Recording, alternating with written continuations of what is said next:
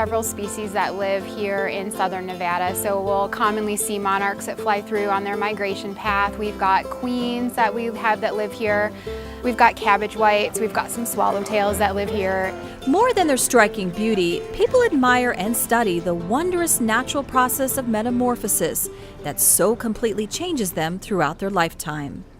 So they start out as an egg, that hatches, they become a caterpillar until they finally reach a stage where they go into what we call a pupa or a chrysalis. That's their pupal stage. That inside that chrysalis is when the caterpillar metamorphoses into a butterfly. It's no wonder then that they're so very hungry in every form they take and endlessly inventive in their feeding habits. So once they eclose and are a butterfly, they subsist on nectar. So they have a very long tongue, basically, that uncurls, their little proboscis, and it uncurls and it will go right down into the flower and they'll drink the nectar right from within the flower. And the really kind of fun thing about that is that they don't taste with that, they actually taste with their feet. So all of their taste sensors are on their feet, and that's where they'll kind of land on a flower, check it out, see if it maybe is a tasty flower, and then they'll start to drink the nectar. In this eat or be eaten world, they've also developed some clever devices to confuse potential predators.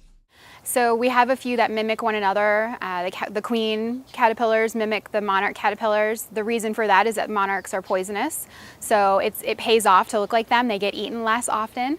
But other caterpillars look different from one another too, and you can actually identify the species of butterfly based on the caterpillar. And you'll get plenty of practice identifying all kinds of different caterpillars and butterflies at almost every time of the year throughout the preserve. There are lots of plants that the butterflies like here. One of the ones that is just immensely popular with butterflies and hummingbirds are Lantana. Lantana is crazy popular. I've also seen some other flowering plants like sages that are very popular, and I think that the bluebells are popular as well. Those are all plants that you can get at some of the local nurseries or even at our plant sale. And once you draw butterflies into your yard with these popular plants, you can expect to see them fluttering about for a significant part of the year.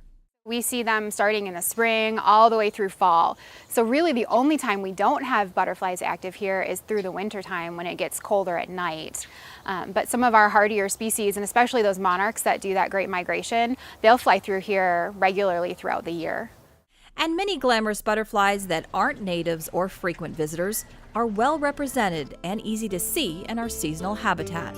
We would love to have you come visit us in the butterfly habitat. We've got things like blue morphos, which are those gigantic silvery blue butterflies that come from Central America. We usually have swallowtails and various kinds of monarchs, some peacock butterflies. We end up with lots of little buckeyes, which are the little brown and orange guys that flitter all over the place. Lots of fancy and really beautiful colored butterflies for you guys to come and see.